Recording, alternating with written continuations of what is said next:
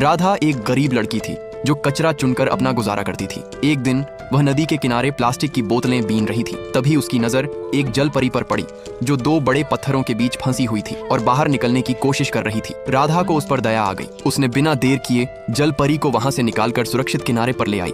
जल परी राधा की मदद से बहुत खुश हुई। उसने राधा को एक चमकता हुआ ब्रेसलेट दिया और कहा, इसे पहन लो, इससे तुम्हारी जिंदगी बदल जाएगी, लेकिन इसे सोच समझकर इस्तेमाल करना। इतना कहकर जल परी वापस पानी में चली गई। राधा उस ब्रेसलेट को अपने साथ अपनी झोपड़ी में ले आई और उसे अपने हाथ में पहन लिया। कुछ देर बाद जब उसे प्यास लगी और वह पानी पीने के लिए अपने मिट्टी के मटके को छूती है तो मटका अचानक लाल हीरे रेड डायमंड का बन जाता है। यह देखकर राधा हैरान रह जाती है। उसे समझ आ जाता है कि यह ब्रेसलेट जादुई है। वह उस मटके को लेकर एक सुनार के पास जाती है। सुनार इतने सुंदर और कीमती लाल हीरे को देखकर चौंक जाता है और उसे अच्छे दामों में खरीद लेता है। राधा को ढेर सारे पैसे मिल जाते हैं। राधा उन पैसों से अपने लिए एक अच्छा घर बनवाती है, लेकिन वह सिर्फ अपने बारे में नहीं सोचती। वह गांव के गरीब लोगों की मदद करने लगती है। वह चीजों को छूकर रेड डायमंड बना देती और उन्हें बेचकर जरूरतमंदों की सहायता करती।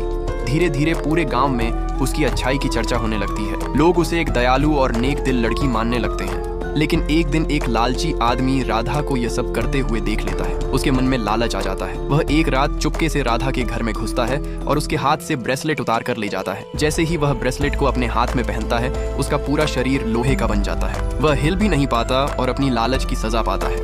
उधर सुबह जब राधा उठती है और उसे अपना ब्रेसलेट नहीं मिलता तो वह बहुत दुखी हो जाती है और रोने लगती है। लेकिन अफसोस, इतनी मेहनत और अच्छाई के बाद भी किसी ने गरीब राधा के लिए लाइक और सब्सक्राइब नहीं किया।